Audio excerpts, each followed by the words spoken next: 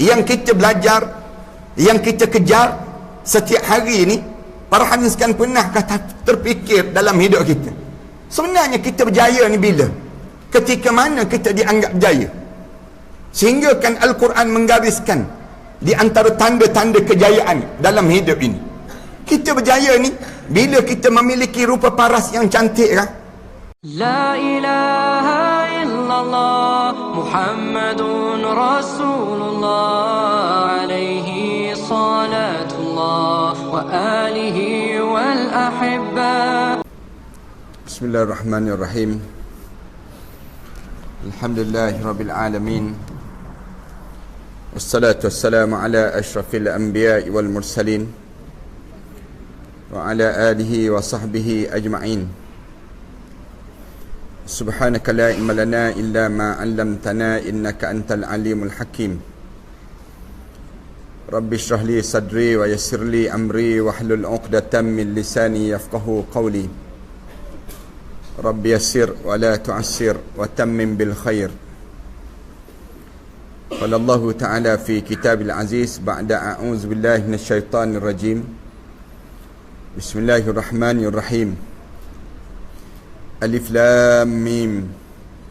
Ahasiban nasu an yutraku an yaqulu amanna wa hum la yuftanun.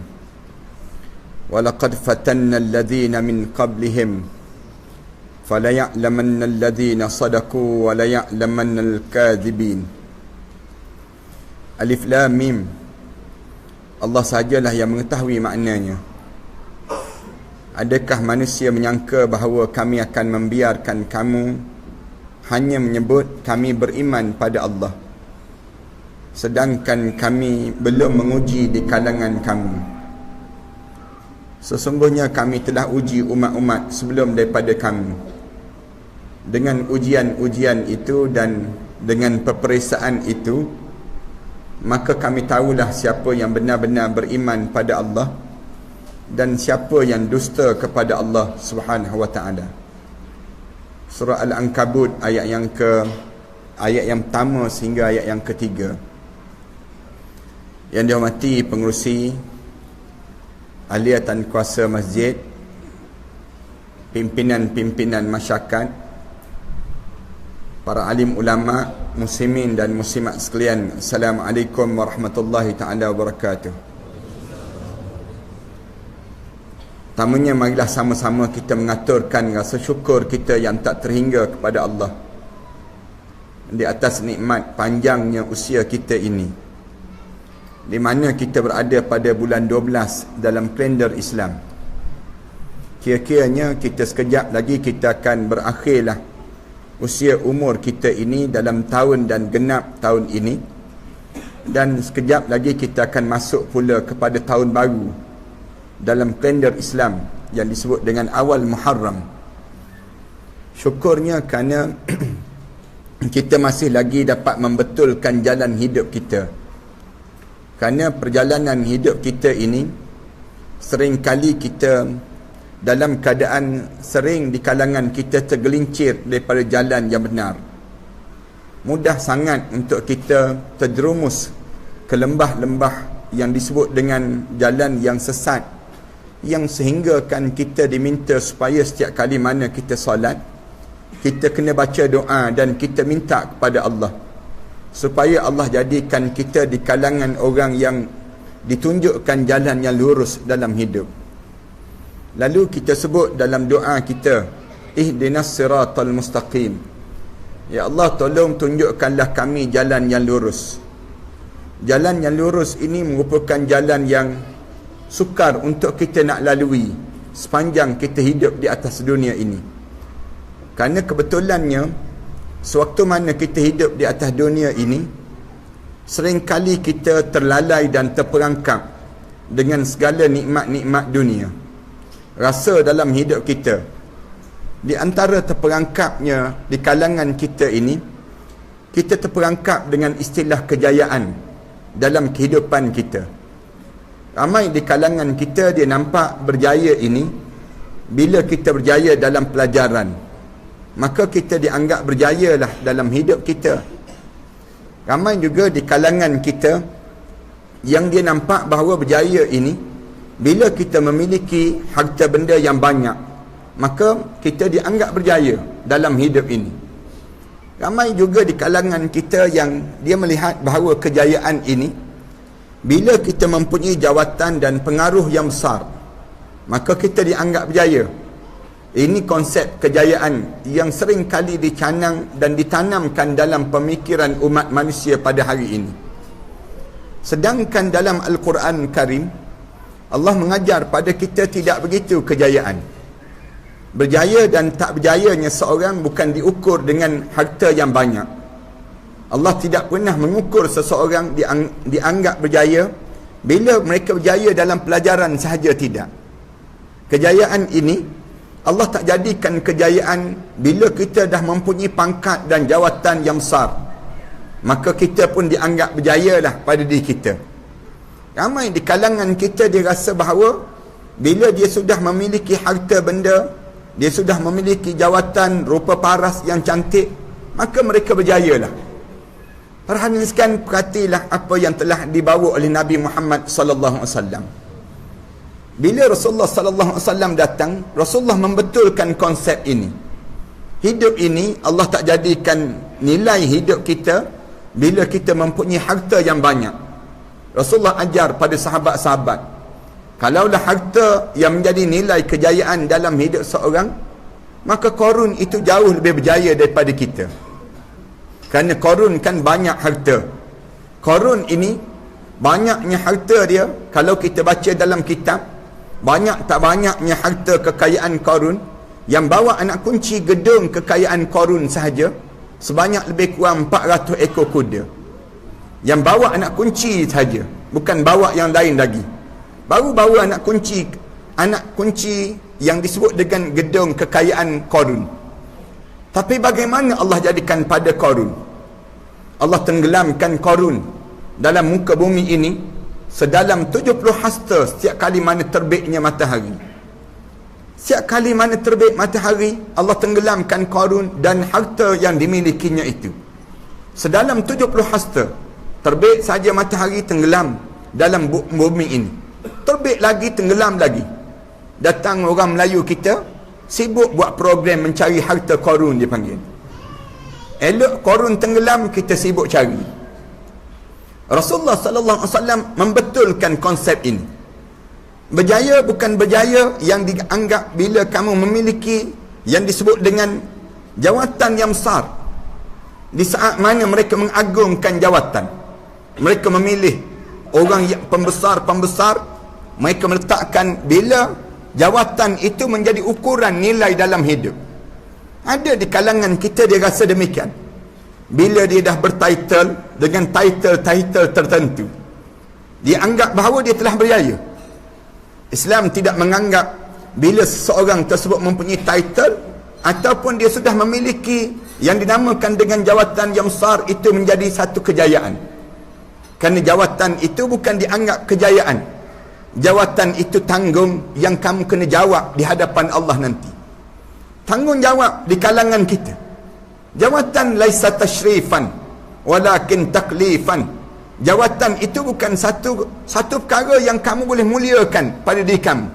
Kamu jangan ingat bila kita dah memiliki jawatan maka kita mempunyai kemuliaan dalam hidup.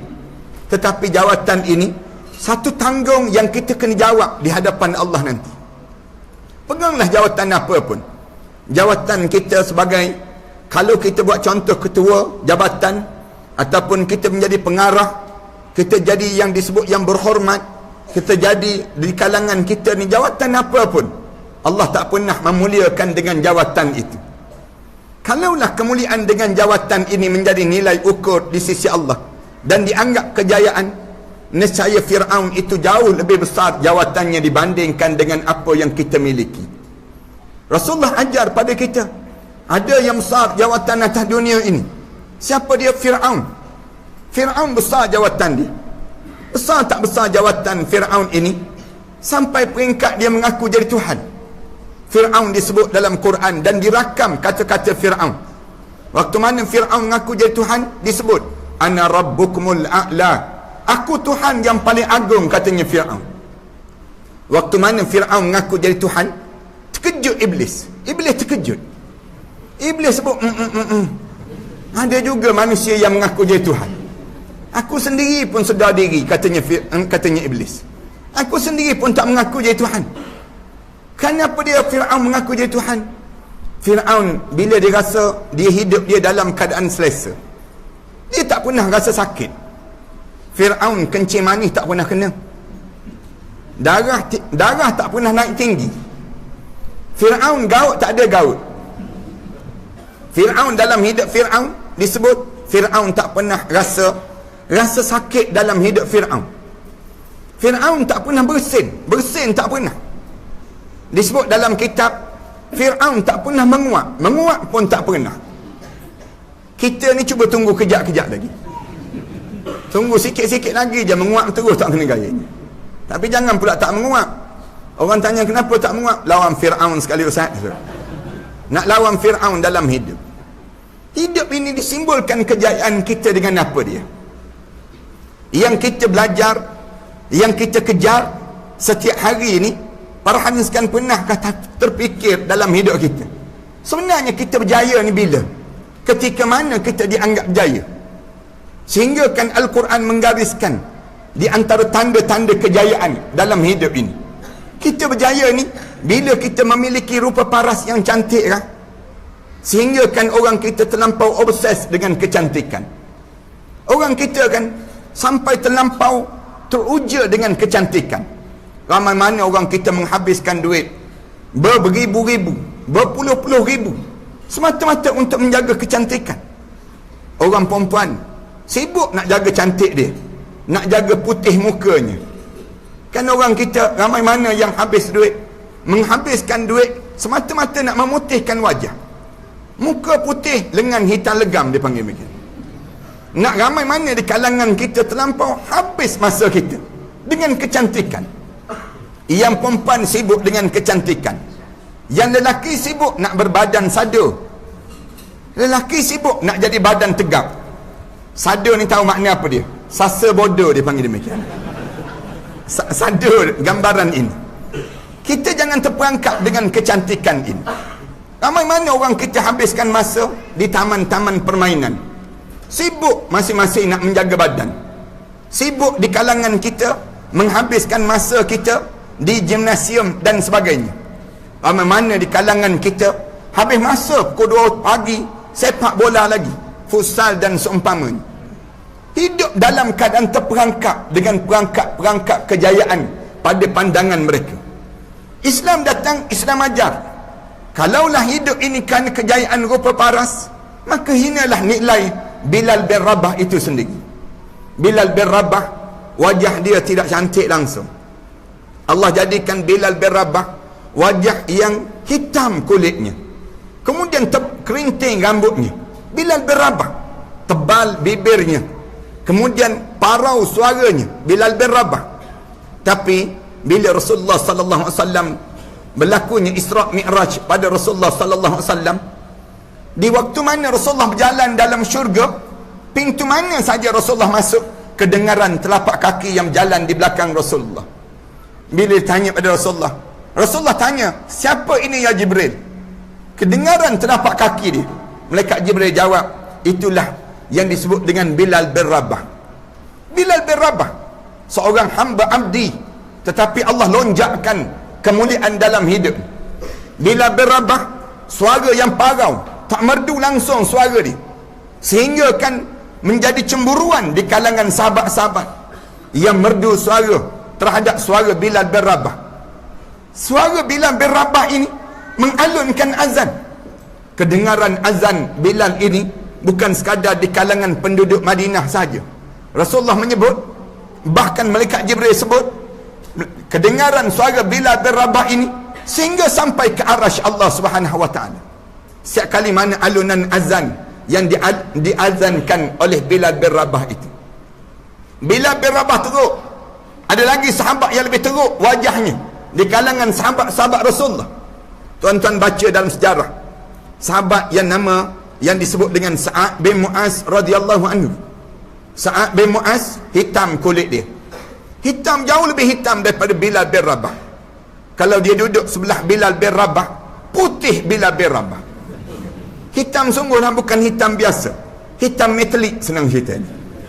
Tapi waktu mana Sa'ad bin Mu'az gugur syahid, bergegar arasy Allah, menangis para malaikat Allah, dan roh Sa'ad bin Mu'az diiringi seramai lebih kurang 70,000 para malaikat Allah Subhanahu wa ta'ala. Sa'ad bin Mu'az, ada lagi sahabat yang lebih teruk daripada Sa'ad bin Mu'az. Dalam tinta sejarah merakamkan sahabat yang lebih teruk lagi, yang disebut dengan Julaibib radhiyallahu anhu. Julaibib, sahabat yang datang jauh daripada sebelah South Africa, hitam kulit dia, muka dia menakutkan, menggerunkan, wajah dia sampai peringkat orang tak berani nak memandang.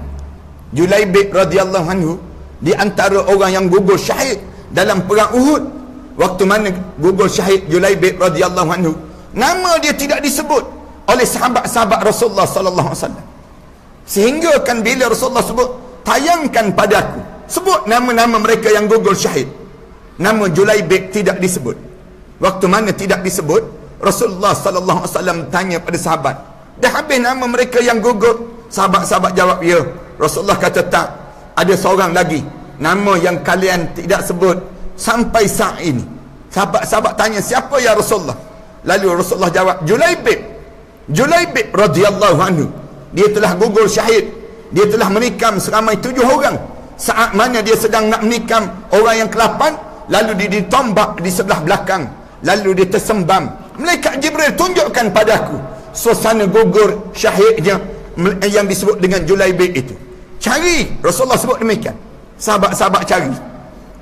Waktu mana sahabat-sahabat mencari, cari Julaibib radhiyallahu anhu, didapati satu jenazah dalam keadaan telungkup. Dalam keadaan telungkup, muka dia tersembam, dalam keadaan demikian, hitam belakangnya. Lalu sahabat panggil Rasulullah, ya Rasulullah, inikah orang yang kamu maksudkan Julaibib? Rasulullah jawab, ya, inilah Julaibib. Rasulullah sebut. Rasulullah datang, berada sebelah Julaibib. Rasulullah sallallahu alaihi wasallam tarik, Rasulullah balikkan jenazah Julaibib. Bila Rasulullah palingkan, Rasulullah sallallahu alaihi wasallam terlentangkan jenazah Julaibib, penuh muka Julaibib ini dengan pasir. Pasir-pasir yang penuh di muka Julaibib. Rasulullah sallallahu alaihi wasallam ambil tangan-tangan Rasulullah ini, Rasulullah sapu muka Julaibib. Waktu mana Rasulullah sapu, Rasulullah cium di atas dahi Julaibib.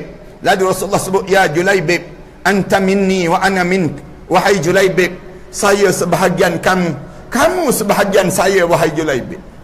Rasulullah menangis teresa-esa. Rasulullah cium 3 kali di atas dahi Julaibib. Ya Julaibib, anta minni wa ana mink. Wahai Julaibib, kamu sebahagian saya, saya sebahagian kamu. 3 kali Rasulullah sebut. Rasulullah sallallahu alaihi wasallam nak gambarkan hidup ini, kejayaan hidup ini bukan diukur dengan pandangan kehidupan manusia itu. Tuan-tuan, malam ni bila saya dijemput untuk bercakap pada malam ini, saya dapati di kalangan kita nampak kejayaan hidup ini hanya berdasar pada peperiksaan semata-mata. Ataupun kejayaan hidup di kalangan kita pada hari ini, bila kita memiliki rumah yang besar, kita memandang bila kita berjaya dalam hidup kita ni, bila kita dalam keadaan yang kita sudah memiliki yang dinamakan dengan harta benda pada diri kita. Sebenarnya Islam tidak memandang demikian. Islam sedang memandang kita sedang memburu kejayaan dalam hidup kita. Apa yang maksudkan memburu kejayaan dalam hidup ini? Ulama-ulama sebut, kalau kita perhati pada Al-Quran dan hadis Rasulullah sallallahu alaihi wasallam, di sana kita ada 2 kejayaan yang perlu kita dapat waktu mana kita hidup. Waktu mana kita hidup ini, biar kita dapat 2 kejayaan ini. Kalau kita tak dapat 2 kejayaan ini, kita belum lagi berjaya. Islam menganggap kejayaan waktu mana hidup, kalian mesti mendapat yang disebut dengan ketakwaan kepada Allah Subhanahu wa taala yang tamu. Yang ni yang paling bernilai dalam hidup. Kita kena mengejar dalam hidup kita menjadi manusia yang bertakwa pada Allah. Yang ni waktu mana kita hidup, berlumba dan berlumba.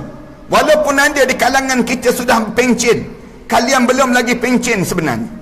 Waktu mana kita hidup ini, kita mesti menjadi manusia yang paling bertakwa pada Allah. Yang ni konsep yang tamu. Kejayaan dalam hidup kita bila kita menjadi manusia yang bertakwa pada Allah, yang pertama dalam kehidupan ini, daripada bertakwa pada Allah inilah datangnya unsur-unsur yang lain. Dalam Islam disebut bagaimana Allah cerita orang yang berjaya. Siapa yang berjaya? Allah sebut qad aflahal mu'minun, dan telah berjayalah orang mukmin. Allah gambarkan bila kamu berjaya, bila kamu jadi mukmin, bila kalian memilih untuk Islam, kalian dianggap berjaya. Memilih untuk bersama dengan Islam, bersama dengan keyakinan terhadap Islam, ni dianggap berjaya. Bagaimana berjaya lagi dengan Islam? Alladzina hum fi salatihim khashi'un. Orang yang berjaya bila dia dah mula solat dalam hidup ni, dah mula jadi solat dalam keadaan khusyuk. Yang pertama dalam hidup, kalau kalian nak tahu kalian gagal ke berjaya, kalian mesti lihat pada kejayaan solat. Tak ada solat dalam hidup seorang, tak ada nilai kita dapat SPM 9A tapi kalau tak solat. Tak ada nilai kalau kita masuk universiti tapi tiba-tiba kita tak solat, solat kita tak khusyuk. Tak ada nilai dalam hidup kita bila kita memiliki harta benda yang banyak tapi kita tak boleh sujud, dahi kita di atas muka bumi untuk tunduk pada Allah. Tak ada nilai kejayaan dalam hidup. Tak dianggap jaya kalian menjadi pemimpin. Kalian tidak dianggap jaya bila kalian menjadi seorang pembesar dalam satu kedudukan dan jawatan. Kenapa dia? Simbol kejayaan dalam hidup ini Allah mulakan 5 kali sehari. Allah sebut hayya 'alas salah, hayya 'alal falah. Dalam hidup ni kalau kalian nak berjaya, solat menjadi keutamaan. Kenapa solat? Solat ini gambaran bagaimana luaran kita penghambaan diri pada Allah. Kenapa kena solat dalam hidup? Kerana solat ini menunjukkan bagaimana kita bertuhan dalam hidup kita. Bila kita solat, kita dianggap jaya. Simbol kamu gagal dalam hidup bila kamu tinggal solat walaupun 1 rakaat. Tinggal je solat 1 rakaat, kamu tak berjaya. Walaupun kamu mempunyai pangkat yang besar, walaupun kamu mempunyai pengaruh yang ramai, walaupun kalian mempunyai rupa paras yang cantik, bagaimana sekalipun kalian belum lagi dianggap jaya. Berjaya yang pertama, berjaya untuk menjadi manusia yang bertakwa pada Allah. Siapa manusia yang bertakwa pada Allah? Allah mula tunjukkan contoh manusia yang berjaya dalam hidup ini, dalam keadaan masing-masing menjaga solat. Suatu bila kita dapat pengajian kita, SPM baik, PT3 baik, pengajian apa saja dalam hidup kita ni, mestilah pengajian kita ni boleh jadi solat pada Allah. Kalau pengajian kita tak boleh jadi solat pada Allah, tak ada manfaat. Pengajian yang belajar perkara yang tidak membawa tunduk dan patuh pada Allah Subhanahu Wa Taala. Solat menjadi simbol kejayaan pada seorang. Satu siapa yang tinggal solat, itulah simbol kegagalan dalam kehidupan kekeluargaan, simbol kegagalan dalam kehidupan kemasyarakatan, simbol kegagalan dalam membina diri dia untuk menjadi hamba pada Allah Subhanahu Wa Taala. Sehingga kan Rasulullah sallallahu alaihi wasallam lagang terhadap jangan kamu tinggal solat dengan sengaja, jangan. Bahkan dalam hadis-hadis Rasulullah cerita tentang bahayanya meninggalkan solat. Rasulullah sallallahu alaihi wasallam ajar solat mesti menjadi keutamaan dalam hidup. As-salatu imaduddin. Rasulullah sebut sembahyang menjadi tiang dalam agama, dalam hidup kalian. Paman aqamaha faqad aqamad-din. Siapa yang menjaga solat, dia sedang mendirikan agama dalam tuaran dia. Wa man tarakaha faqad hadamad-din. Siapa yang meninggalkan solat, dia sudah meruntuhkan agama dalam kehidupannya. Satu benda yang paling asas, bila kita nak berjaya mesti solat. Yang ni yang mesti ada. Bukan sekadar solat biasa, sampai solat menjadi khusyuk dalam solat kita. Macam mana nak solat? Kalau dalam diri kita nak jadi khusyuk, kena rajin membaca Al-Quran Karim. Kena boleh membaca Al-Quran. Dan saya sering kali menyebut, kalau kalian tak boleh baca Quran, kalian sedang mengalami kegagalan waktu mana hidup ini lagi. Siapa di kalangan kita yang duduk dalam masjid ini tiba-tiba tak boleh baca Quran, kalian masih lagi gagal. Dan kalian pastikan kalian jangan sampai peringkat kalian menghadap depan Allah dalam keadaan belum lagi boleh membaca Al-Quran Karim. Jangan ada di kalangan kita yang menghadap di hadapan Allah dalam keadaan tak boleh baca Al-Quran. Kalau kita tak boleh baca Quran, pastikan kita tak mati, para hadirin. Kalian tak boleh baca Quran, kalian jangan bagi mati. Siapa yang tak mati dalam keadaan tak boleh baca Quran, confirm tak lepas menghadap depan Allah nanti. Tak percaya cuba mati, tak percaya. Nak sebut lepas ke tak lepas? Ada yang tanya mana dalilnya Ustaz? Anak kata mati dulu. Nak tahu berjaya tak berjaya? Berjaya tak berjaya kita ni dalam hidup kita nak jadi manusia yang bertakwa, mesti ada Al-Quran. Kalau tak ada Al-Quran, kita tak dianggap manusia yang berjaya. Quran mesti ada pada dada kita. Hidup kita menjadi orang mukmin. Apa beza kita dengan orang kafir yang tak ada Al-Quran, dan orang si munafik yang tidak ada Al-Quran dengan orang mukmin dalam hidup dia kalau dia tak boleh baca Al-Quran kali? Al-Quran menjadi asas. Sebab itu para hadirin sekalian, ibu-ibu dan ayah-ayah, anak-anak kita ni kalau dia nak suruh berjaya dalam PT3, SPM, dalam peperiksaan apa jua saja pun yang dilalui nanti, dia mesti boleh baca Al-Quran. Kalau dia tak boleh baca Al-Quran, para hadirin sekalian, jenuh dia akan berjaya di sudut satu peringkat saja. Pada zahirnya berjaya, pada batinnya dia masih lagi gagal. Batinnya masih lagi gagal. Kejayaan ini bila dia dah boleh baca Al-Quran, hidup di bibir dia Al-Quran. Saya melihat dalam kejayaan dalam masyarakat kita, kita terbalik pada diri kita. Kita terlampau obses dengan nilai tanda aras yang diletakkan oleh mereka-mereka tersebut, tapi kita tak nampak nilai aras yang diletakkan oleh Islam dalam hidup ini. Satu para alim ulama dahulu, mereka nak masuk bidang apa saja pun, mereka memulakan dengan Al-Quran. Dalam bidang apa pun mereka nak melalui. Nak jadi orang yang pakar dalam fizik, mereka mesti melalui Al-Quran. Mereka nak pakar dalam astronomi, mereka melalui Al-Quran. Inilah yang lahir yang disebut dengan Al-Khawarizmi. Yang inilah yang lahir dengan Batuta.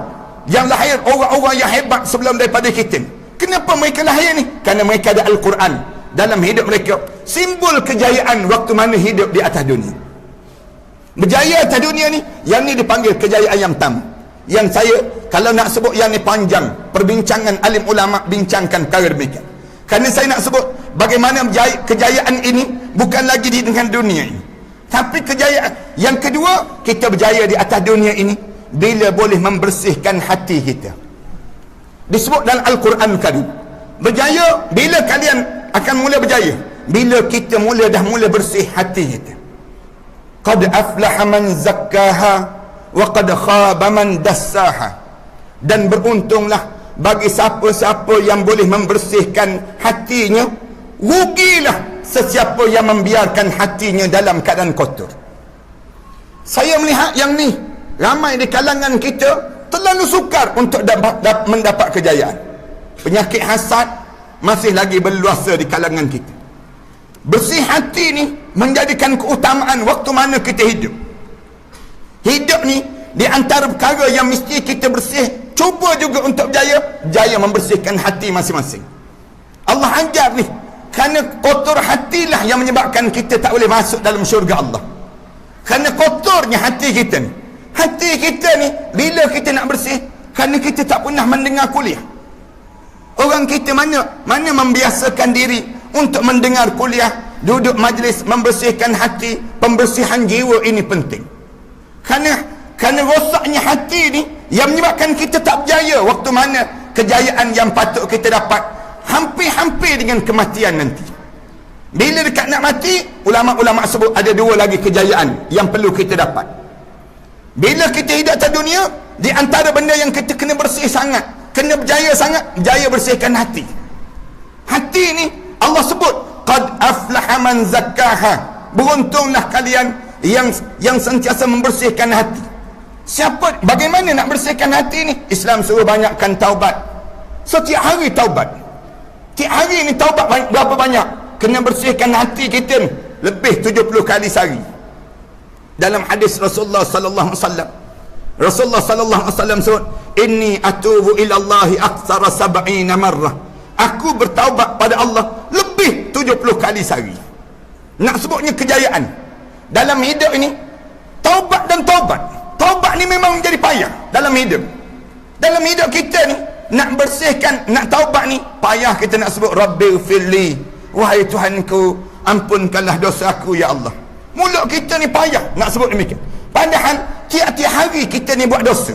Tiap-tiap hari ni mata kita celik je, ada je dosa yang kita buat. Celik je mata ni, kita mandang pasangan hidup kita. Pandang pasangan hidup kita tu, kita pun tengok saja. Hidup lagi mamak ni, misal contoh ni. Senang je nak buat dosa.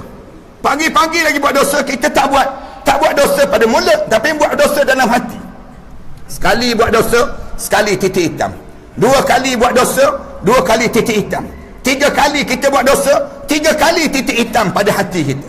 Hatta nuqtatan sauda, sehingga hitam hati kita. Satulah kita tak rasa nikmat dalam ibadah. Kenapa kita tak rasa nikmat dalam solat?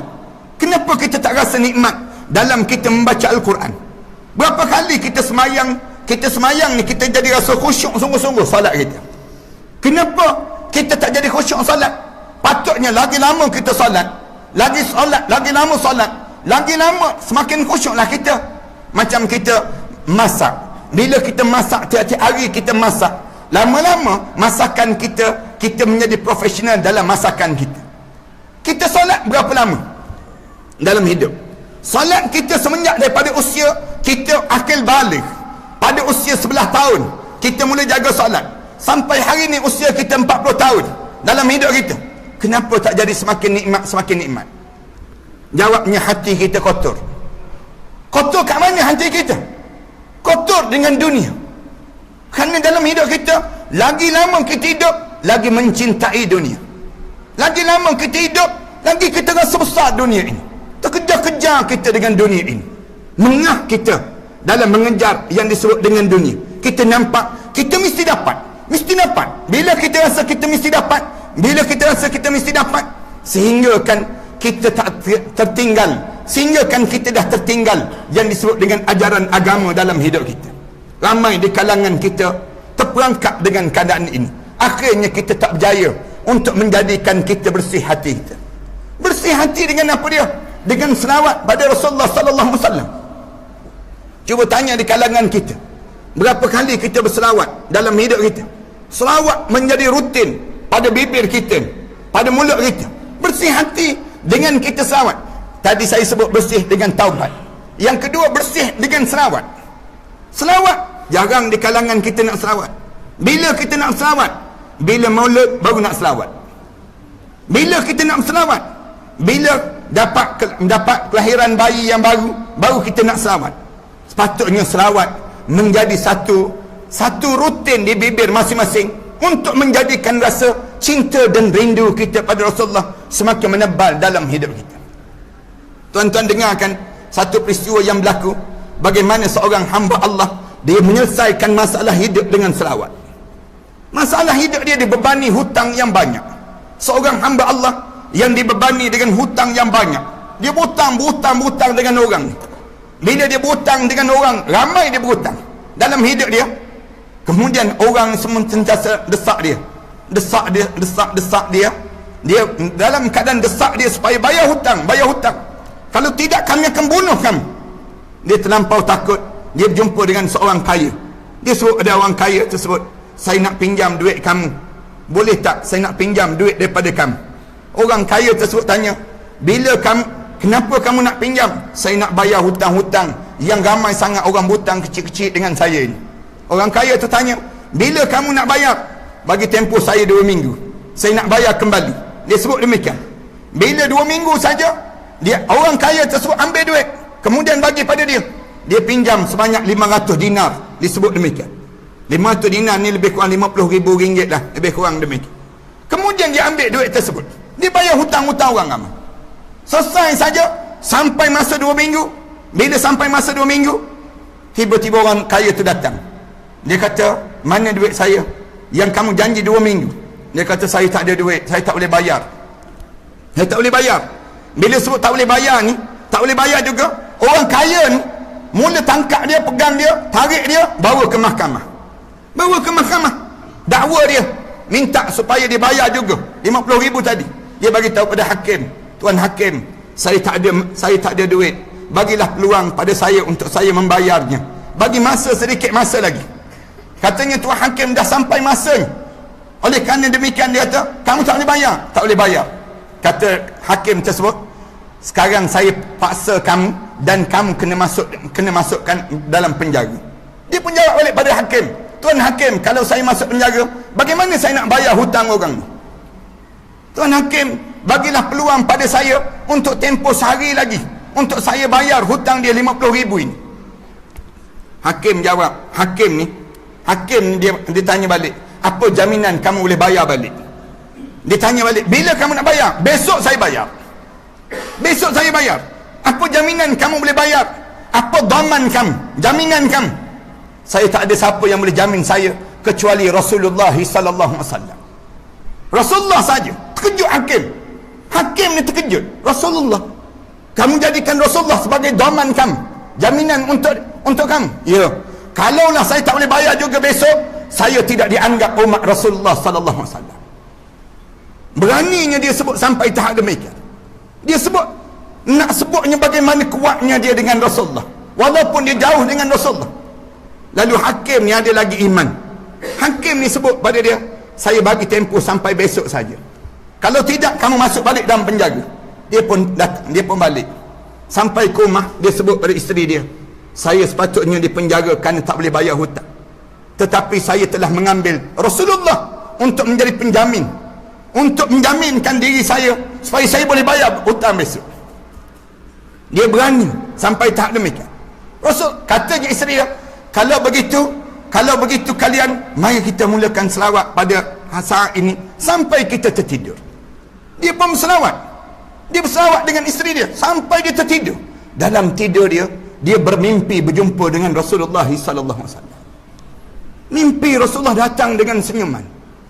Bila Rasulullah datang dengan senyuman, Rasulullah sallallahu alaihi wasallam sebut, saya tahu peristiwa yang berlaku pada kamu. Malaikat dah cerita pada saya keadaan yang berlaku pada kamu. Pagi esok kamu pergi berjumpa dengan seorang gubernur. Gubernur ini gubernur yang saleh. Bagi tahu pada dia, bagilah duit pada kamu 50,000 ini dengan tujuan untuk kamu membayar hutang peniaga tadi.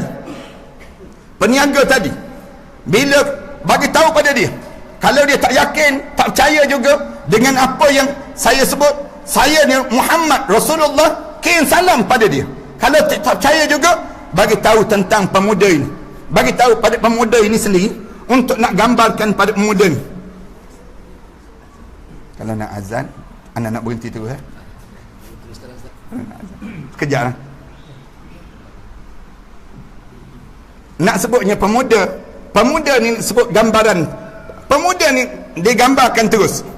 Dia sebut, dia kata, kalaulah kerana yang namakan Rasulullah sebut dalam mimpi, kalau dia tak percaya juga pada saya ini, kalau tak percaya juga pada saya, bagi tahu pada gubernur tersebut, sesungguhnya dia sentiasa berselawat pada Rasulullah sallallahu alaihi wasallam sebanyak 1000 kali setiap hari. 1000 kali dia selawat pada Rasulullah setiap hari. Dan semalam dia tidur dalam keadaan tak cukup satu lagi selawat untuk Rasulullah sebanyak 1000 kali. Keesokan hari dia terjaga. Hamba Allah ni terjaga. Bila hamba Allah ni terjaga, dia pergi berjumpa dengan gubernur tersebut. Dia sebut, Rasulullah kirim salam pada kamu. Terkejut gubernur. Rasulullah kirim salam melalui mimpi saya semalam. Rasulullah kirim salam pada kamu. Rasulullah suruh kamu bagi duit pada saya 50,000 untuk saya bayar hutang pada seorang hamba Allah ini. Dengar saja begitu, gubernur ni tak percaya. Macam mana kamu boleh Rasulullah kirim salam melalui kamu, kemudian Rasulullah suruh saya bagi duit pada kamu? Kalau kamu tak percaya juga, Rasulullah sebut, sesungguhnya kamu sentiasa berselawat pada Rasulullah sebanyak 1000 kali sehari. Dan semalam kamu tidur tak cukup satu selawat. Kamu tak cukup satu selawat untuk Rasulullah 999 kali. Tak cukup satu kamu tertidur semalam. Betul ke tak betul? Gubernur ni terkejut.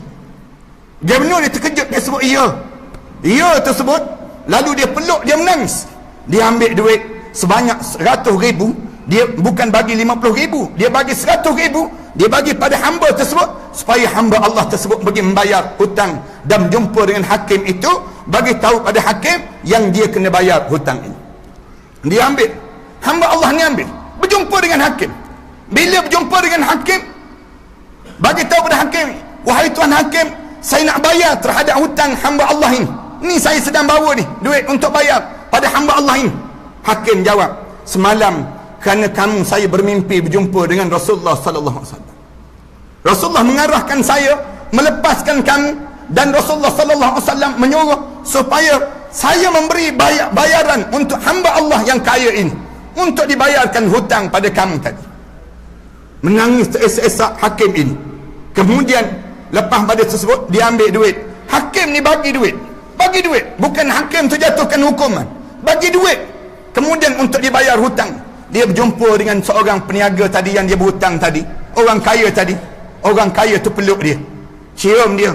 Dia sebut, kerana kamu saya bermimpi berjumpa dengan Rasulullah sallallahu alaihi wasallam semalam. Rasulullah sebut, kalau kamu lepaskan hutang dia, nescaya aku akan doakan untuk kamu bebas daripada azab api neraka Allah Subhanahu wa taala. Dia pun sebut, saya ambil duit ini, dia tambahkan lagi duit dia kepada hamba Allah tadi, dan hamba Allah itu pulang dengan duit yang dilepaskan bebanan hutang untuk dia hidup kerana selawat pada Rasulullah sallallahu alaihi wasallam. Kita dalam hidup kita ni, tapi jangan pula lepas pada tak pergi kerja dah kita. Orang tanya, kenapa tak pergi kerja? Saya selawat je kerja saya. Jangan demikian. Tapi nak sebutnya, bagaimana hati kita ni jadi kotor. Hati kita ni kotor dengan dunia.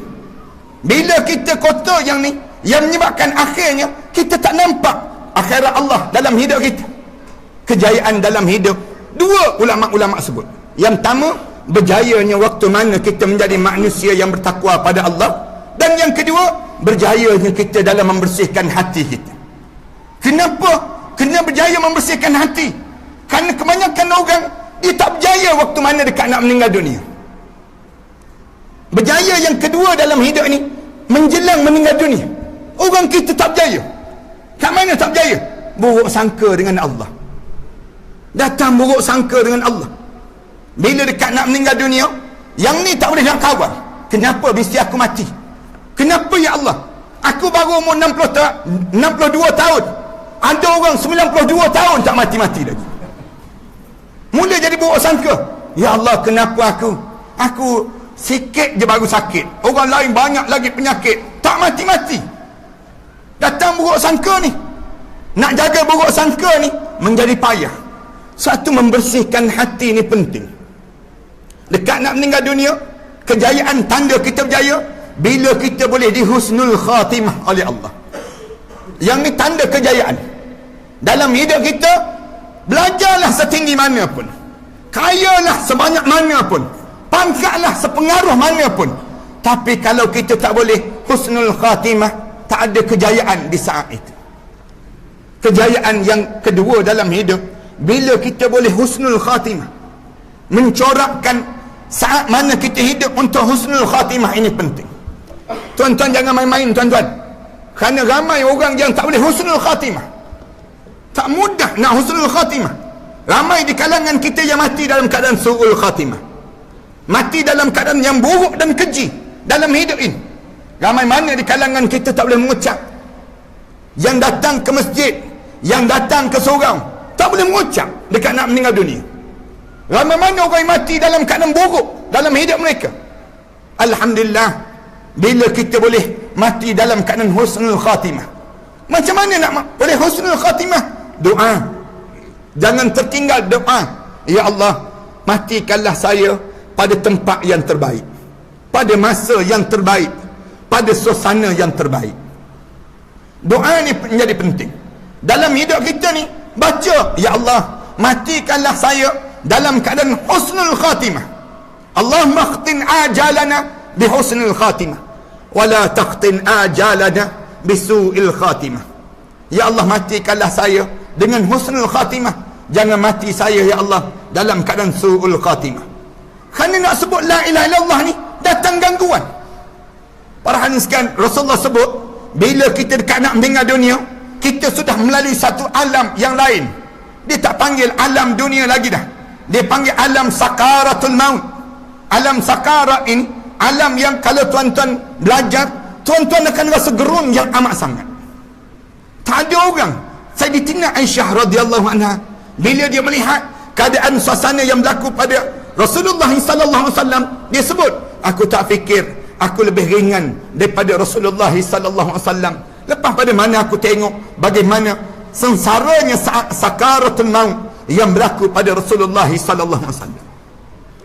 Sampai peringkat kita baca dalam doa Rasulullah bila sakarat, Rasulullah ambil tangan Rasulullah hulur tangan Rasulullah sebut, Allahumma a'inni ala sakaratil maut.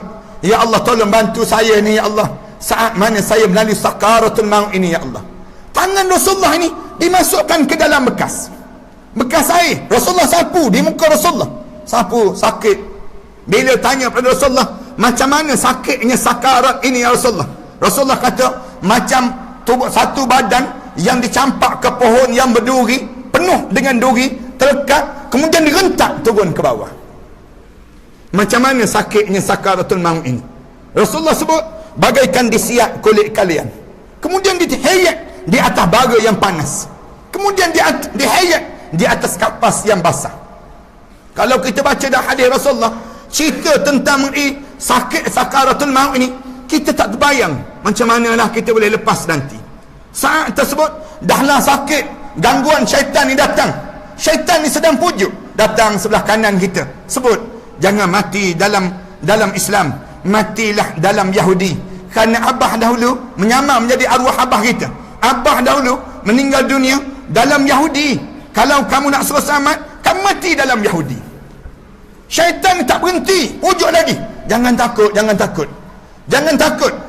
Tuan-tuan, syaitan ni bila kita tengah ditarik, roh kita ni ditarik daripada hujung kaki tu, syaitan pujuk, jangan bimbang, roh ni turun, kamu tak mati. Satulah Allah cerita, bila sampai di halqum, roh kita sampai di halqum ni, malaikat tanya, kalla idza balagatit taraqi wa qila man rab. Siapa yang boleh pulangkan balik roh kamu sekarang? Siapa yang boleh pulangkan balik? Waktu mana roh di hujung kaki, kamu tak nak taubat lagi. Hujung kaki naik sampai ke lutut, kamu tak nak taubat lagi. Naik sampai di halqum ni, baru mula kamu nak sebut, inni tubtul an, sekarang saya taubatlah ya Allah. Tengok degilnya manusia ni, degil dan payahnya, payah nak sebut.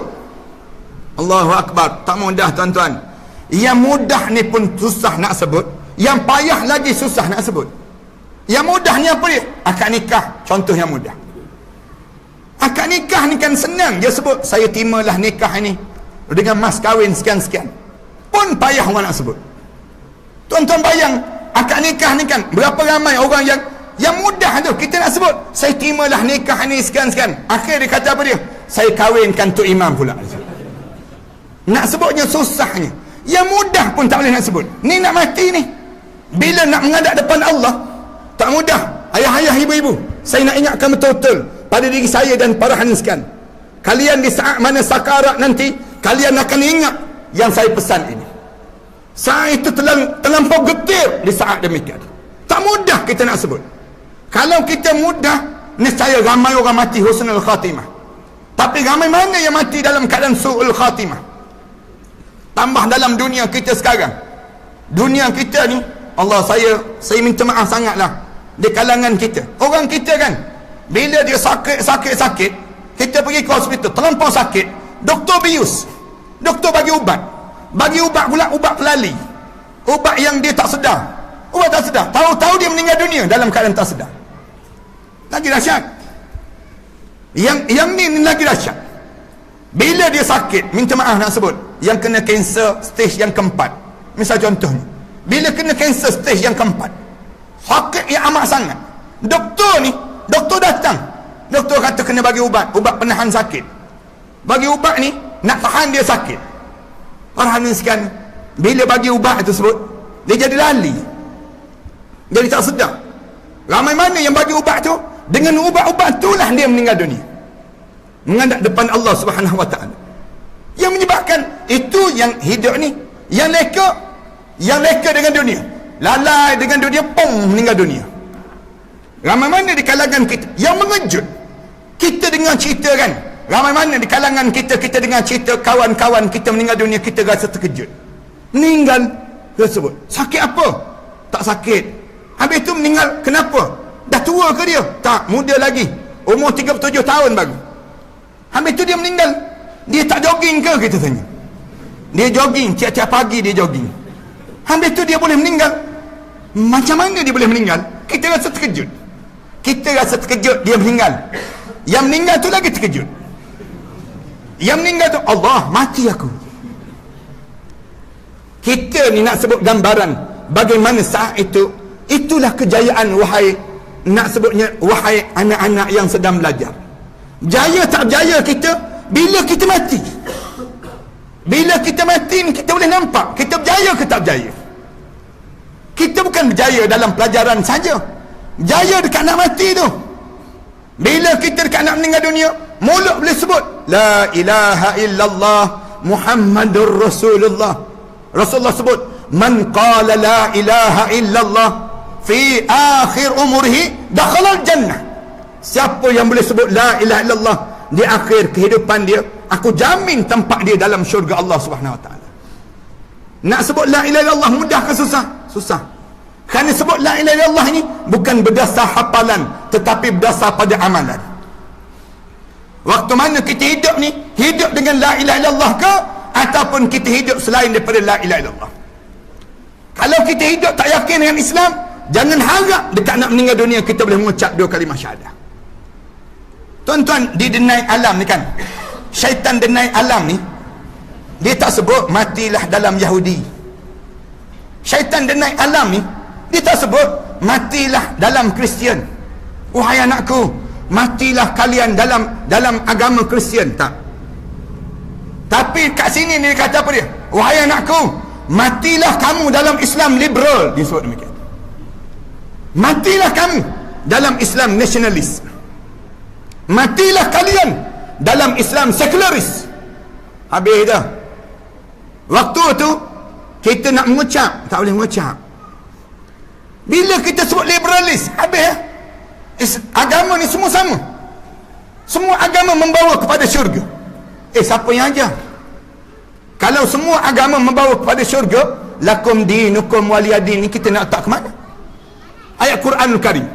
Ni dunia kita ni, kita sedang diserang dengan pahaman liberalis, pahaman sekularis, yang menyebabkan kita tak boleh mengucap 2 kalimah syahadah. Simbol kejayaan. Berjaya lagi, tanda yang kedua, kita berjaya waktu mana dekat menghadap depan Allah. Ulama-ulama sebut datang malaikat istihar. Malaikat istihar. Waktu mana kita dekat nak meninggal dunia, malaikat sebut tatanazzalu alaihimul malaikah. Turun malaikat-malaikat. Ini tanda berjaya. Tuan-tuan dah mula lihat malaikat-malaikat warna putih, bau wangi, semerbak bau wangi. Kemudian malaikat-malaikat akan turun. Malaikat-malaikat duduk dekat dengan diri kita ni. Malaikat akan sebut alla takhafu, kamu jangan rasa takut ya. Wala tahzanu, kamu jangan rasa duka cita. Wa abshiru bil jannati allati kuntum tu'adun, kabar gembira terhadap janji yang telah Allah janji syurga untuk diri kamu. Peluh atas dahi. Rasulullah sebut peluh atas dahi ni. Bila peluh atas dahi ni, kembang kempis hidup masing-masing. Sonok nampak tempat dalam syurga Allah. Setengah-setengah orang keluar air mata dia. Puas hati aku hidup. Malaikat sebut, ya ayyatuhan nafsul mutmainnah, irji'i ila rabbiki radiyatan mardiyah, fadkhuli fi ibadi wadkhuli jannati. Wahai jiwa yang tenang, masuklah kamu. Ya ayyatuhan nafsul mutmainnah, irji'i ila rabbiki radiyatan mardiyah. Pulanglah kamu kepada Tuhan kamu dalam keadaan Allah redha pada kamu dan kamu diredai di sisi Allah. Fadkhuli fi ibadi, masuklah kamu di kalangan hamba-hambaku. Wadkhuli jannati, dan masuklah kamu ke dalam syurgaku. Ini kejayaan yang kedua dalam hidup kita. Kejayaan yang ketiga, bila masuk dalam kubur, tiada azab kubur dan tiada pertanyaan malaikat Munkar dan Nakir. Ini kejayaan, dan seringkali dibincang oleh alim ulama. Siapa orang ni masuk kubur, tiba-tiba kena himpit je, kena himpit. Mula turun saja roh kita, jenazah kita dalam kubur, pom kena sekali, pom kena sekali tu. Apa kubur kita? Kubur kita ni bau wangi terus, bau wangi. Kemudian lapang terus. tak ada pertanyaan malaikat munkar dan nakir, tiada azab kubur untuknya. Tiada pertanyaan. Disebut siapa orang ni? Bincang panjang. Mereka yang baca surah Al-Mulk sebelum daripada dia tidur. Mereka yang mati syahid. Mereka yang mati syahid di jalan agama. Tak ada malaikat munkar dan nakir, tak ada dalam kubur. Kemudian siapa lagi? Di kalangan para nabi, para siddiqin, para syuhada, orang yang salihin, orang yang salih, masuk dalam kubur tak ada. Dan dibincang panjang di kalangan alim ulama yang demikian. Ni berjaya. Puas hati kita. Lepas tu Rasulullah pesan, Rasulullah kata, sebelum kalian tidur, bacalah surah Al-Mulk. Baca surah Al-Mulk. Mana-mana orang yang baca surah Al-Mulk, dia meninggal dunia pada malam tersebut.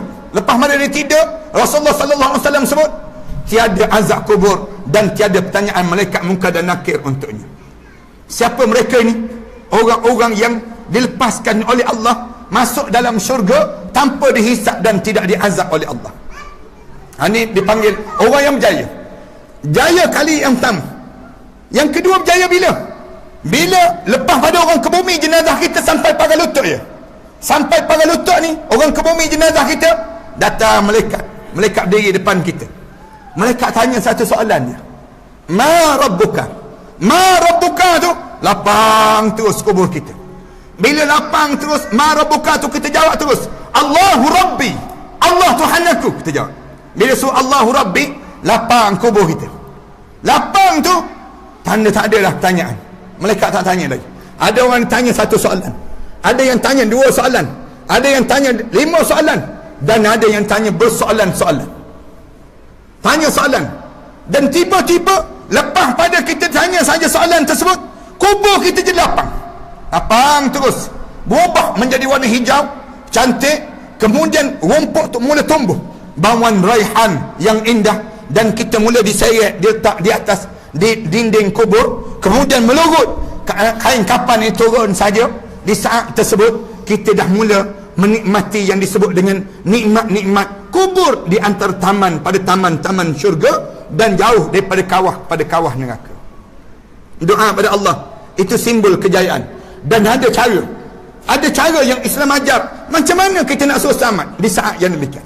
Kemudian kejayaan seterusnya di pada mahsyar Allah. Jaya lagi di pada mahsyar Allah. Ulama kata ada 2 kejayaan di pada mahsyar Allah.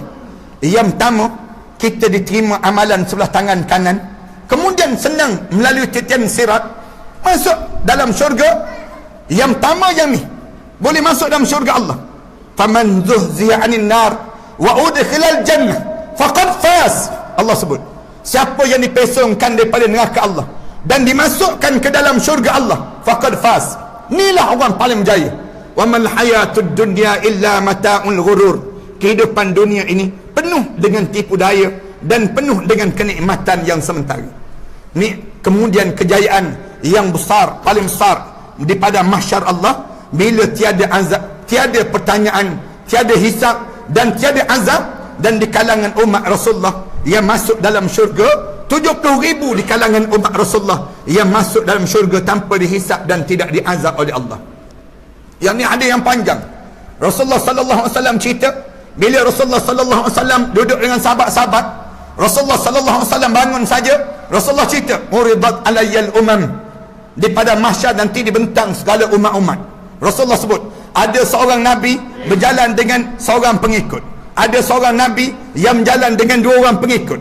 Ada seorang nabi yang berjalan, tidak ada seorang pun pengikut yang berada di belakang dia. Aku tercari-cari mana umat aku. Rasulullah kata, kemudian aku nampak hitam besar. Aku sangka fazanantu annahu ummati. Aku sangka itu umat aku. Aku berkejaran. Bila aku berkejaran nak pergi, itu malaikat Jibril tahan. Malaikat Jibril sebut, itu bukan umat kamu. Itu Musa wa qaum, umat Nabi Musa dengan kaum dia. Cuba kamu pandang belakang ya Rasulullah. Cuba pandang belakang Rasulullah. Rasulullah pandang ke belakang. Bila pandang belakang tu, Rasulullah tengok, fa iza sawadun azimun kabir. Besar jauh, beramai daripada apa yang ada depan Rasulullah tadi. Lalu katanya malaikat Jibril, innahum ummatuk, itu umat kamu. Wa ma'ahum 70,000 yadkhuluna al-jannah bighairi hisab wala azab. itu umat kamu. Bersama dengan yang ramai tersebut, itulah umat kamu yang masuk dalam syurga. 70,000 umat kamu yang masuk dalam syurga tanpa dihisap dan tidak diazab oleh Allah. Rasulullah cerita saja begitu, Rasulullah berhenti. Rasulullah masuk dalam rumah Rasulullah.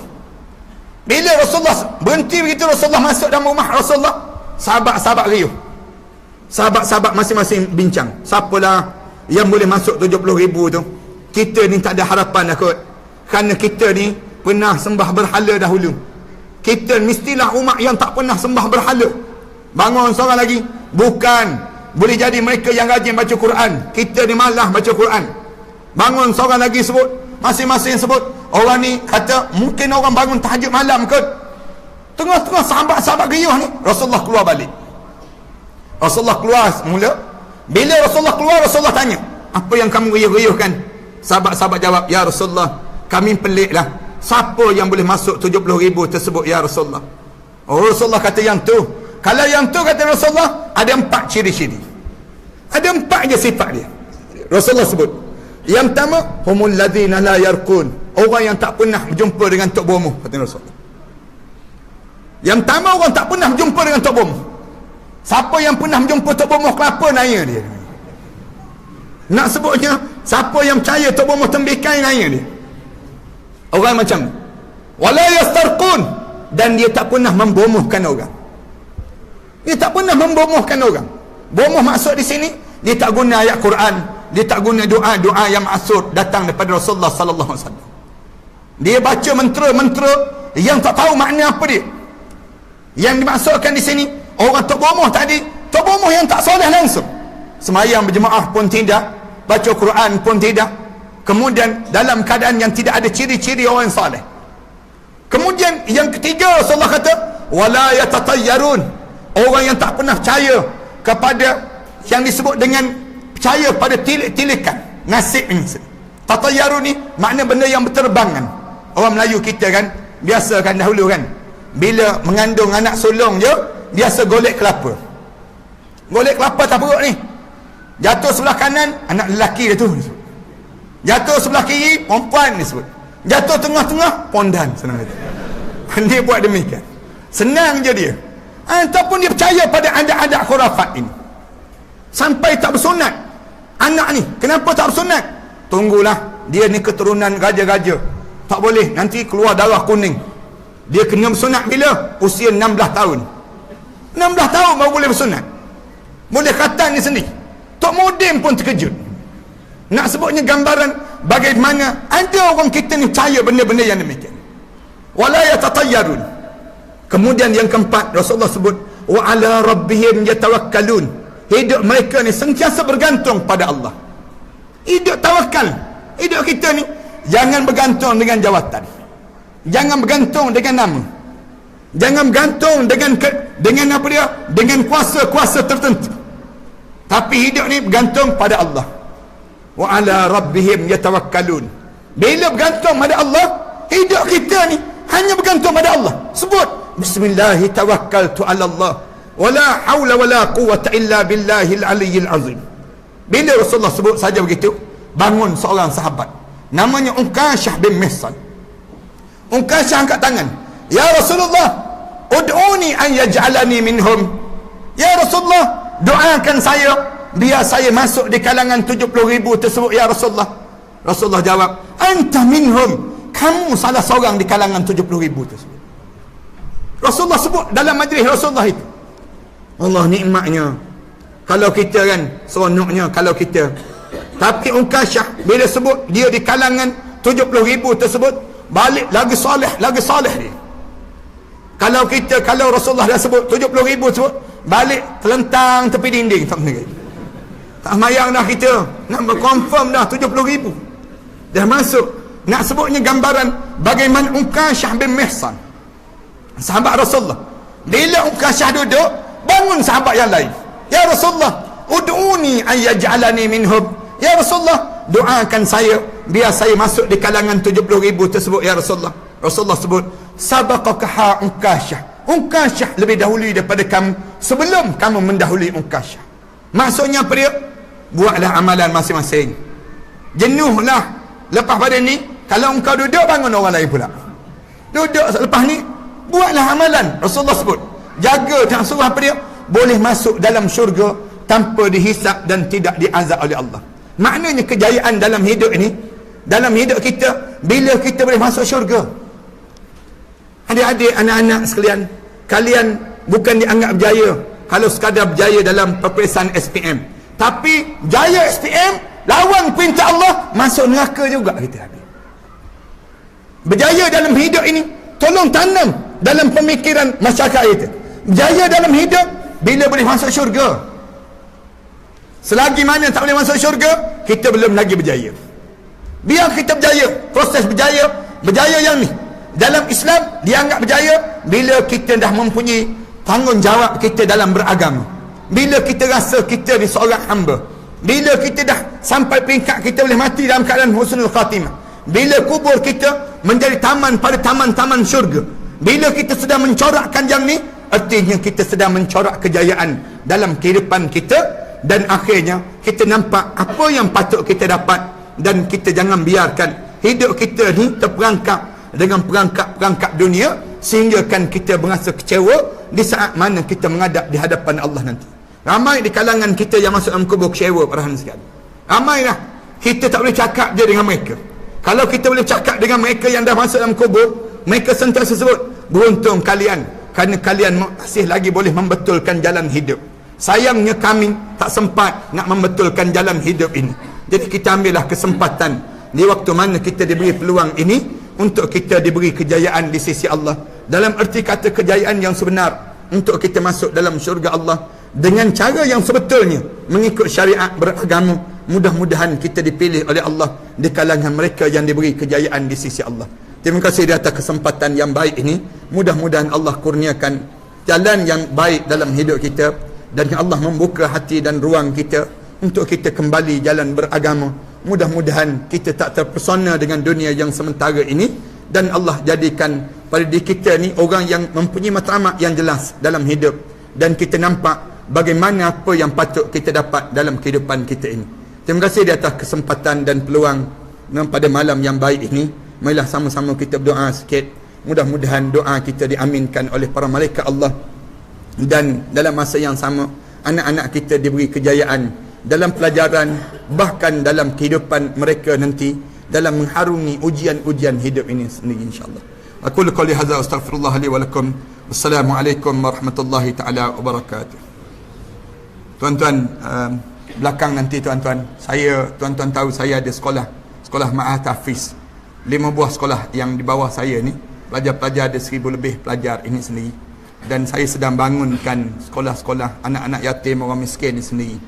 Kalau tuan-tuan ada niat nak tolong dan bantu sama jalan agama ni, tuan-tuan ambil pamphlet nantilah.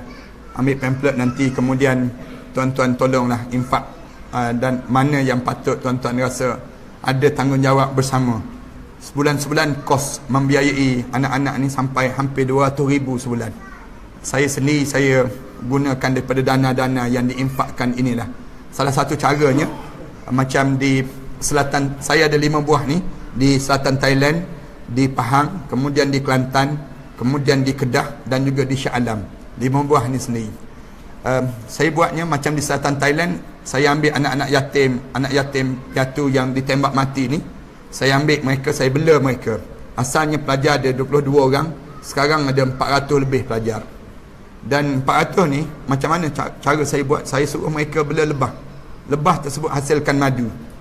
Madu tu mereka letak depan mereka, mereka bangun malam-malam, mereka sujud, doa pada Allah. Dan Alhamdulillah mereka hantar ke Shah Alam. Saya gunakan untuk perubatan Islam. Orang yang kena sihir, saya kata minumlah air madu. Minum air madu tu, keluar muntah benda-benda yang pelik-pelik tu badan. Ada yang kena kencing manis teruk, dia buat amalan, minum air madu tu, turun kadar gula dalam darah dia. Ada yang kena batu karang. Saya pernah kena batu karang sekali. Saya minum air madu ni, keluar batu karang tersebut. Betul lah dalam hadis Rasulullah sebut, alaikum bil asal. Biasakan hidup kamu dengan makan madu, kata Rasulullah. Makan madu ya, bukan bermadu, makan madu. Inilah satu-satu madu yang kita berbalik ke rumah. Orang rumah senyum je. Berbalik madu, satu lagi belakang parang lah jawapan dia. nak sebutnya madu tu untuk jadi dana lah untuk sekolah. Kemudian yang keduanya, saya adanya yang disebut dengan kurma ajwah, saya dapat daripada Madinah. Yang ni pernah kurma ni sahabat saya di Madinah disebut kurma yang pernah ditanam oleh Rasulullah sallallahu alaihi wasallam sendiri, keluar daripada kebun Abdul Rahman bin Auf. Kemudian saya nak dapatkan tu susah lah, orang Madinah sendiri pun susah nak dapat ni. Kemudian saya minta supaya hantar sikit, kemudian hantar, saya repack balik, kemudian kita jadikan untuk orang yang kena Rasulullah sebut, siapa yang makan kurma ajwah aku ni sebanyak 7 biji pagi, dia ni akan terlepas daripada dua perkara. Yang pertama, Rasulullah sihir yang kena pada tubuh badan seorang. Yang kedua, Rasulullah kata kalian akan dibatalkan racun-racun yang masuk dalam tubuh badan kita ni. Kita ni kan banyak sangat racun yang masuk. Makan nasi beracun sekarang, makan sayur racun, tu belum orang racun lagi, tapi melalui makanan racun-racun yang banyak. Macam mana kita nak neutral balik? Cuba makan kurma ni. Rasulullah suruh amalkan makan kurma ajwah dan Rasulullah 7 biji pagi. Kan sekarang ni ada yang kena kanser teruk-teruk sekarang. Ada sahabat saya yang dia buat amalan makan kurma ni, dia makan kurma ni, alhamdulillah pulih penyakit kanser dia. Betul lah, dalam hadis Rasulullah pesan demikian kepada kita. Kemudian di samping ada minyak habatus sauda belakang tu, dan juga saya menulis tentang malam tamu di barzah. Tuan-tuan nak tahu macam mana keadaan suasana malam tamu di barzah dan sebagainya, tuan-tuan bacalah buku ni. Baca buku ni, ataupun buku ni sesuai kita baca sebelum nak tidur, baca buku ni.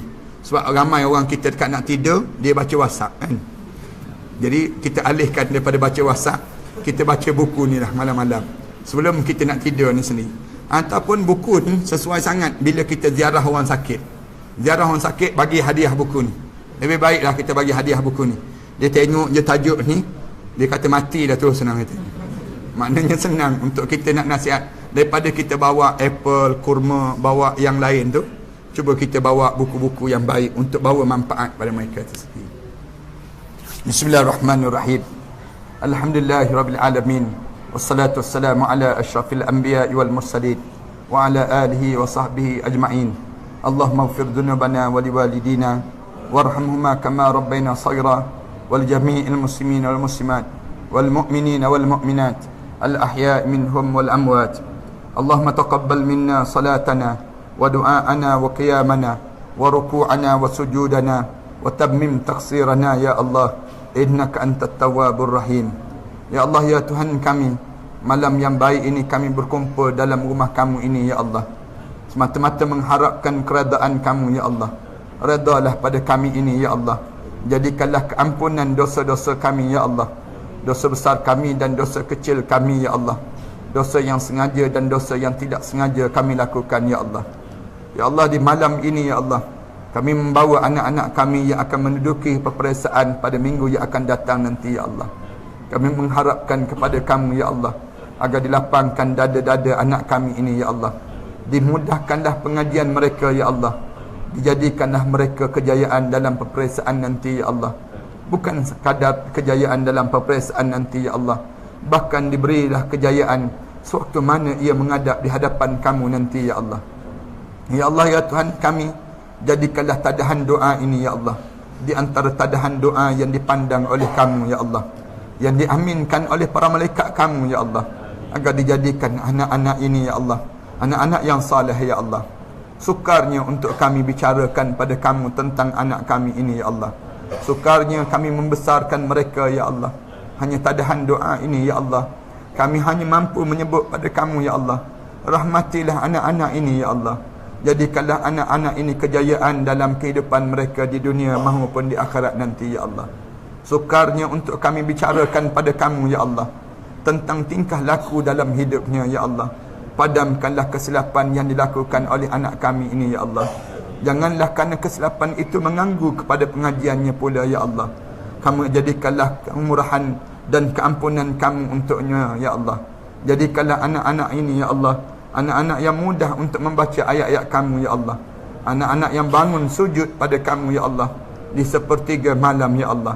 Anak-anak ini juga ya Allah yang bakal untuk memandikan jenazah kami nanti ya Allah, saat mana kami menghadap di hadapan kamu nanti ya Allah. Kami pohon pada kamu ya Allah, agar anak-anak ini juga ya Allah akan mengimamkan salat jenazah kami nanti ya Allah. Ia akan mengusung jenazah kami nanti ya Allah. Ia akan membawa kami ke liang lahat nanti ya Allah. Jadikanlah anak-anak yang saleh ini ya Allah, saat mana sunyinya kubur kami nanti ya Allah, kamu jangan sunyikan daripada doa-doa anak yang saleh ini ya Allah, untuk kami di akhirat nanti ya Allah. Jadikanlah kehidupan mereka ini kehidupan yang kamu sayangi dan kamu kasihi ya Allah. Ya Allah ya Tuhan kami, izinkan mereka ya Allah membaca ayat-ayat suci kamu ya Allah saat getir kami menghadapi sakaratul maut nanti ya Allah. Jadikanlah bibir mereka menekuni dan mengajar kami menyebut kalimah la ilaha illallah Muhammadur Rasulullah di akhir kehidupan kami nanti ya Allah. Tatkala mana terbujur kaku jenazah kami nanti ya Allah, kamu ampunkanlah dosa-dosa kami ya Allah. Di saat mana kami mula dimandikan jenazah kami nanti ya Allah, jadikanlah anak-anak ini yang akan memandikan jenazah kami nanti ya Allah. Di saat mana kami disolatkan nanti ya Allah, anak-anak kami juga yang akan mensolatkan jenazah kami nanti ya Allah, mengusung jenazah kami nanti ya Allah, menjadikan kubur kami di antara kubur-kubur yang bercahaya dengan doa-doa anak yang saleh ya Allah. Ya Allah ya Tuhan kami, izinkan kami bertemu dengan arwah ayah kami di kuburan nanti ya Allah, di taman-taman syurga kamu nanti ya Allah. Kubur kami jadikanlah kubur kami di antara taman-taman syurga ya Allah. Malam tama kami di barzah nanti ya Allah, jadikanlah pertemuan yang terindah kami dengan arwah ayah kami ya Allah, arwah-arwah datuk nenek moyang kami ya Allah, arwah-arwah anak-anak kami yang meninggal dunia ya Allah, di Illiyin ya Allah. Saat yang sebegini ya Allah, kerinduan itu datang lagi ya Allah. Rindu saat kami membesar di atas dukungan arwah ayah kami ya Allah. Rindu saat kami berada bersama dengan arwah ayah kami ya Allah. Rindu saat tangannya menyuap ke bibir kami ya Allah. Rindu saat tunjuk ajarnya kami membaca Al-Quran dahulu ya Allah. Rindunya kami mendengar rintihan doanya di sepertiga malam ya Allah. Rindu saat-saat kami dalam keadaan kesukaran ya Allah, arwah ayah kami memeluk kami dengan penuh kasih sayang ya Allah. Rindu saat-saat demikian ya Allah. Sayangnya saat mana kami menadah tangan ini ya Allah, tiada lagi ilai tawa arwah ayah kami ya Allah. Tiada lagi suara bicaranya ya Allah. Saat ini ya Allah, hanya tadahan doa ini mengharapkan agar kuburnya di antara taman-taman syurga ya Allah. Jangan kamu jadikan kuburnya di antara kawah pada kawah-kawah neraka ya Allah. Ya Allah ya Tuhan kami, panjangkanlah umur kami dalam keredaan kamu ya Allah. Jangan kamu panjang umur kami dalam kemurkaan kamu ya Allah. Ya Allah ya Tuhan kami pohon pada kamu ya Allah, agar dibangkitkan kami di akhirat nanti ya Allah, bersama dengan para nabi dan para awliya salihin ya Allah. Sewaktu mana melayangnya suratan amalan manusia nanti ya Allah, terimalah suratan amalan kami sebelah tangan kanan ya Allah. Jangan kamu terima suratan amalan kami sebelah tangan kiri ya Allah.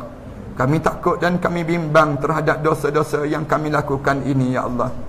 Ya Allah ya Tuhan kami, senangkanlah kami melalui titian sirat nanti ya Allah. Masukkanlah kami ke dalam syurga Firdaus ya Allah, bersama dengan anak-anak kami ya Allah, pasangan hidup kami ya Allah, jiran tetangga kami ya Allah, bagi mereka yang mengaminkan doa ini ya Allah.